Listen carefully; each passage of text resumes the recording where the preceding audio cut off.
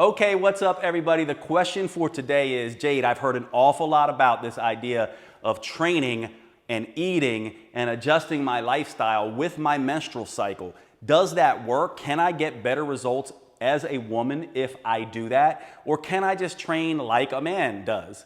Well, here's the truth of this. You can train exactly like a man does. As a matter of fact, many women, most women even, if they train like everybody else, male or female, they will get results. If they eat and exercise and do all the off-the-shelf stuff, if they're able to do it, they're going to get results. Now, here's the other thing. Also, they may get much better results if they train according to their menstrual cycle. And that's what I want to explain in this video. So do you have to train with your menstrual cycle? Absolutely not. Can it potentially give you better results? It absolutely can. So let's cover this a little bit. Now, the normal female menstrual cycle adjusts throughout the month in terms of the amounts of estrogen and progesterone.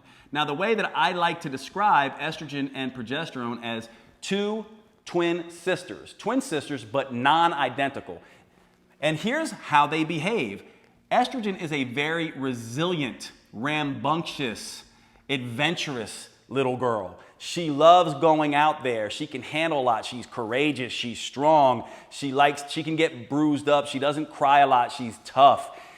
Progesterone is more worried, more reserved, more conservative. She wants estrogen to stay out of trouble. She wants to stay back home and relax. She's a little bit more cautious and careful.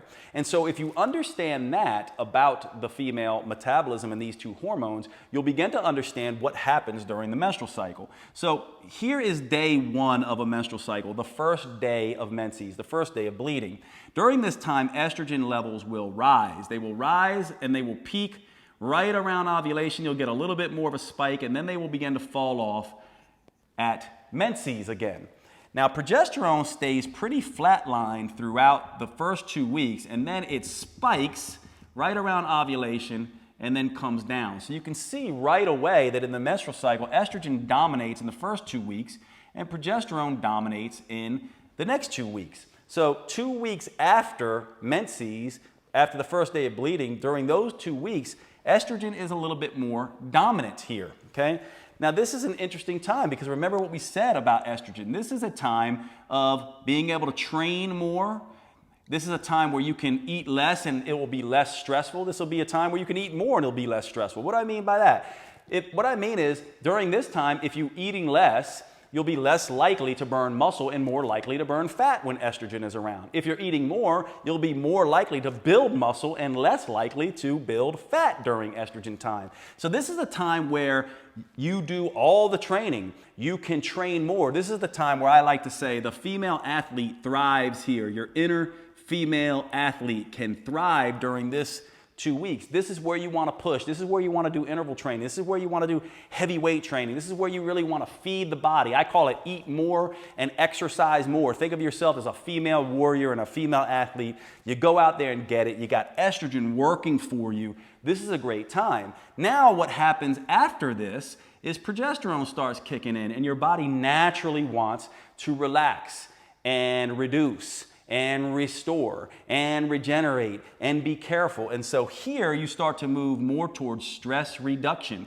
Now, it doesn't mean you can't train, but maybe when you're training here 3 to 7 days per week, here you're only training 2 to 3 days per week. And the rest of the time you're going for nice long walks in the park. You're hanging out with your significant other, physical affection and sex. You're spending more time with your pets. You're doing more creative pursuits. You're spending the evening listening to nice, relaxing, classical music. Anything you can do to relax and restore. And you're also reducing your calories and carbohydrates and moving more towards a protein and maybe fat-based diet here for many women. And part of the reason for that is because here your body can tolerate more stress and more calories. Here your body can tolerate less stress and less calories. And one of the best things to do here is that you want to oftentimes decrease carbs for some women. However, for other women who are more vegan or vegetarian oriented, maybe instead of elevating protein and fat, you just elevate fiber here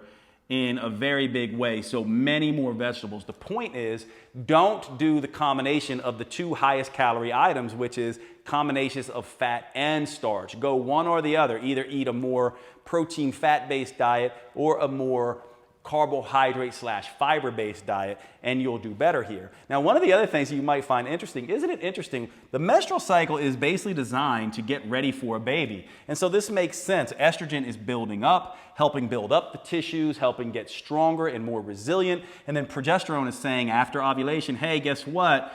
We may have a baby coming along, so let's relax a little bit. And let's also become a little bit more insulin resistant a little bit. Now, you might say, well, why would the body do that? Well, what happens if a baby does come along? Insulin resistance is a way to leave more food, more blood sugar, more blood amino acids available in the blood for a baby to feed off of. And so the body is very, very smart in this regard. And this also tells you how you can take advantage of this. So hopefully this is very, very useful. Now, I know it's kind of funny to hear me up here talking about, when you look at me, you hear me up here talking about the menstrual cycle and all that kind of stuff. But you also have to remember, I spent the last 30 years immersed in hormonal endocrinology, right? Functional endocrinology. This is what I do, hormones for men and women. And they definitely can play a very big role in diet and your ability to burn fat. I mean, estrogen and progesterone have receptors all over the body that impact things like sleep and hunger and mood and energy and cravings. And so by understanding what they're doing, you can potentially get better effects as a woman.